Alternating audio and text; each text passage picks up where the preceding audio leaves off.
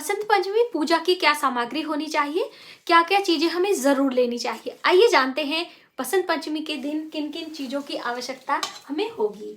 तो पीले रंग का कपड़ा आप स्वयं पहने, माता के लिए पीले रंग ले और पीले भोग और पीले पुष्प आप एकत्र कर ले। आइए फटाफट से जान लेते हैं। तो आइए दोस्तों, ये है हमारी प्रतिमा माता सरस्वती की। तो आप चाहें तो ये वाली प्रतिमा लें, लेकिन ध्यान रखना है जब हम ये प्रतिमा इस्तेमाल करेंगे तो हमें गौरी गणेश अलग से बनाने पड़ेंगे। और इनकी पूजा वर्ष में आप कभी भी कर सकते हो, ऐसा नहीं कि सिर्फ बसंत पंचमी के दिन ही किया जाता है। पंचमी तिथि माँ सरस्वती के नाम समर्पित होती है। और ये है मोर पंख, तो बहुत ही शुभ माना जाता है विद्या के लिए। तो आप मोर पंख का इस्तेमाल करें। अगर आपके पास ये वाला मोर पंख है तो ये भी आप रख सकते हो।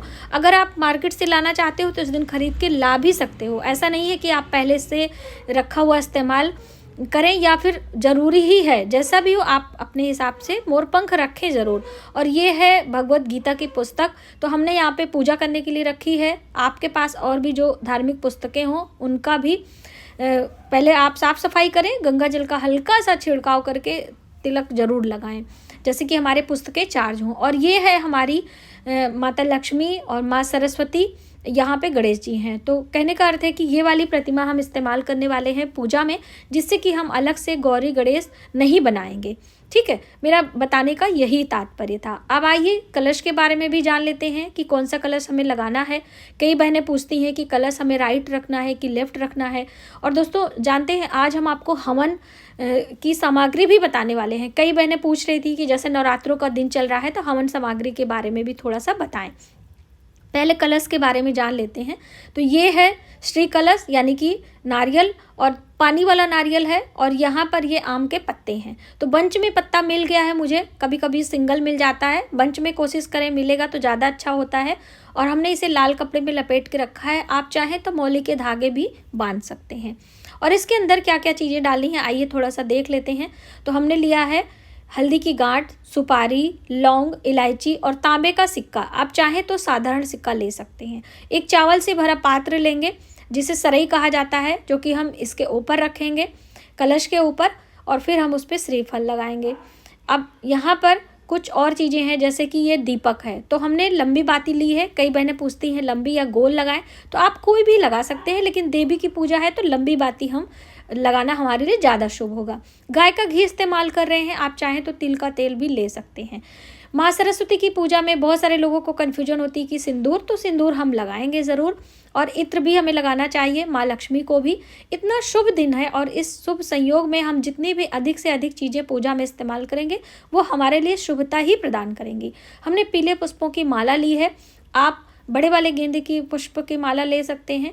अब आइए जो पूजा के लिए बेसिक चीज़ें हैं वो भी हम देख लेते हैं। तो ये जल से भरा पात्र है, ये है गुलाल, और ये है हल्दी, और ये है पीले चावल जो कि मैंने घर पे कलर किए हैं थोड़ा सा घी और हल्दी डाल के। और ये रहा पेन। तो देखिए आज के दिन पेन की पूजा की जाती है, ज़रूर आप करें। 1 साल के लिए आप खरीद कर ला कर पूरे वर्ष आप उसका इस्तेमाल करें, ऐसा भी आप कर सकते हैं। अब आइए फल हम देख लेते हैं। तो मौसम में मिलने वाले फल हैं और ये हैं बूंदी के लड्डू। ठीक है, तो अब आप अपने घर पे फिरनी, केसर वाली खीर या फिर पीले चावल जो भी आप बनाना चाहते हो बना लें। दोस्तों हम आपको दिखाना चाहेंगे, ये हमारे जो पान के पत्ते थे वो ख़राब हो चुके हैं तो इनका इस्तेमाल हम नहीं करेंगे। और ये लौंग इलायची हमने रख लिया है। और ये है दक्षिणा।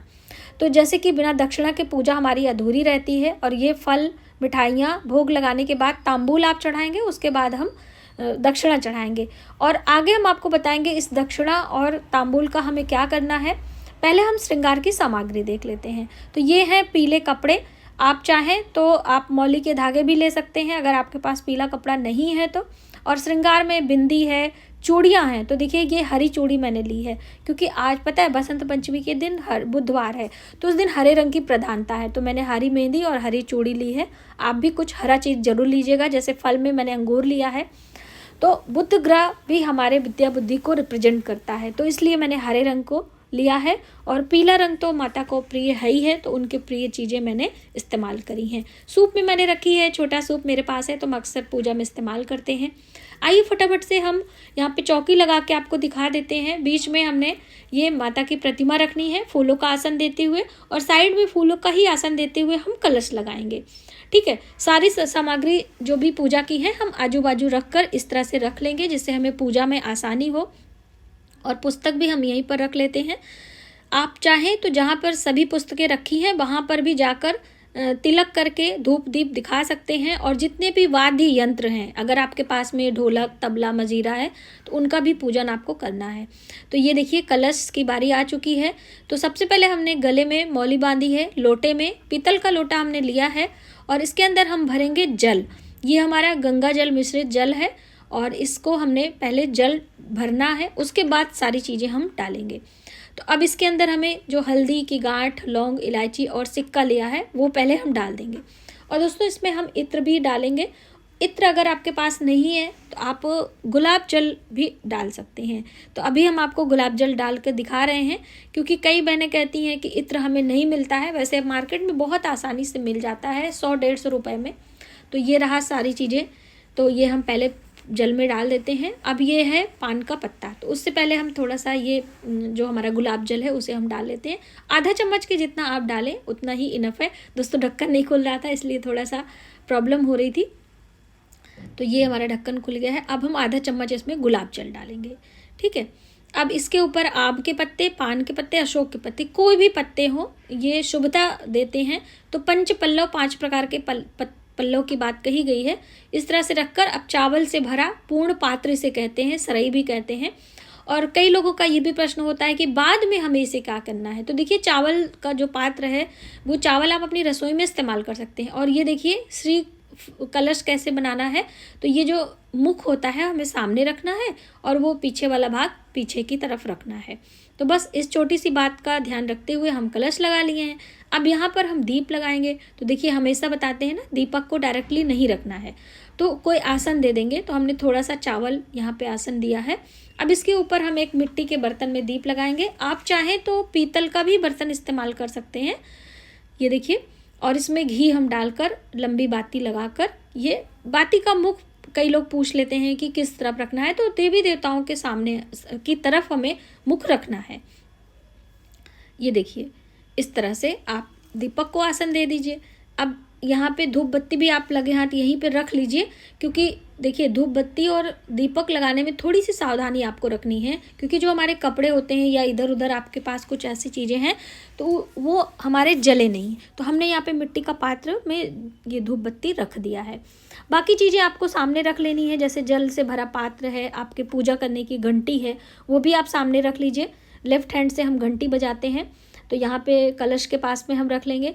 पूजा के लिए जो अक्षत है, हल्दी है, वो आप सामने रख लीजिए। श्रृंगार की चीज़ें भी आप साथ में रख लीजिए। भोग प्रसाद जो भी आप रखना चाहते हैं यहाँ पर सामने हम रख लेते हैं। घर का बना भोग और मार्केट से मिठाई कोई भी आप ले सकते हो। ठीक है, बार बार हम आपको इसलिए बताते हैं जिससे आप कंफ्यूज ना हो और बिल्कुल विधिवत तरीके से माँ सरस्वती, माता लक्ष्मी की पूजा हमें करनी है। भगवान गणेश विघ्नहर्ता हमारे विघ्नों को दूर करेंगे।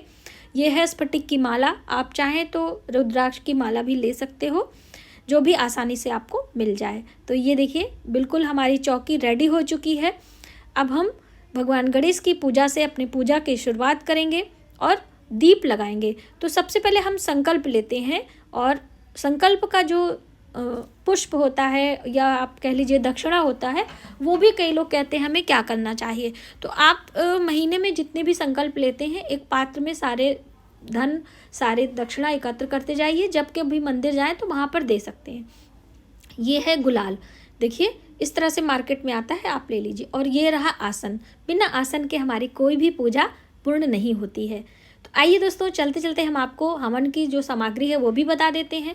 तो ये है काला तिल 1 कटोरी, और यहाँ पर ये है चावल के आधा कटोरी चावल, यानी तिल का आधा चावल होना चाहिए और चावल का आधा हमारा जौ होना चाहिए। तो ये थोड़ी सी मात्रा आपको समझनी पड़ेगी। और यहाँ पे हमने ये गुड़ लिया है। ठीक है, थोड़ा सा ही गुड़ चाहिए, जैसे जौ का आधा आप गुड़ मान सकते हैं। और घी लेंगे, और यहाँ पे है लौंग, इलायची, जैसे हम अपने भोजन को स्वादिष्ट बनाते हैं उसी तरह से हवन को भी बनाना चाहिए। हल्दी हम लेंगे और हम लेंगे शहद। तो आधा चम्मच आप हल्दी डाल दीजिए, आधा चम्मच आप शहद डाल दीजिए।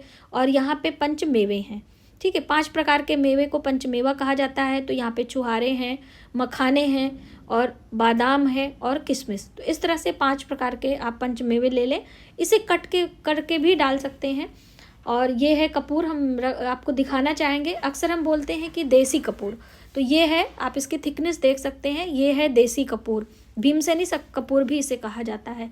तो और ये क्या चीज़ है, ये है बताशे और सुपारी, जो कि पूर्ण आहुति में इस्तेमाल किया जाता है, सुपारी और बतासा। और ये है मार्केट की हवन सामग्री, जो कि बहुत ही अच्छे दुकान से हमने मंगवाई है। चंदन की लकड़ी वगैरह सब इसमें मिली रहती है। और ये है अष्टगंध तिलक। तो अष्टगंध तिलक भी हम इसमें डालेंगे, बहुत ही सुगंधित होता है और अगर तगर मिला रहता है। और ये है गाय के गोबर का उपला। और आप सूक्ष्म तरीके से करना चाहते हैं तो गाय के गोबर पर कर सकते हैं। और आम की लकड़ी से हवन बिल्कुल प्रॉपर तरीके से भी आप कर सकते हैं। मेरे चैनल पर हवन करने की विधि, हवन सामग्री कैसे हम बनाते हैं, वो भी सभी जानकारी आपको मिल जाएगी।